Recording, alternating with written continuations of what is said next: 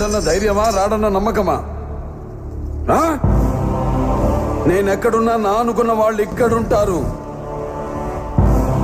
వాళ్ళని టచ్ చేస్తే ఏమవుతుందో కొడుకు చావుతోనైనా అర్థమై ఉండాలి. అర్థం కాలా?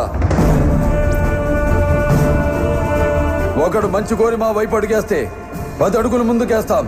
చెడు కోరి అడుగేస్తే 100 అడుగులు ఎదురొస్తాం. ఆ అడుగు పడితే నాకు ఎమోషన్స్ ఉండవు, ఫీలింగ్స్ ఉండవు, క్యాల్కులేషన్స్ ఉండవు, మ్యానిపులేషన్స్ ఉండవు. చెప్పండి వాడికి.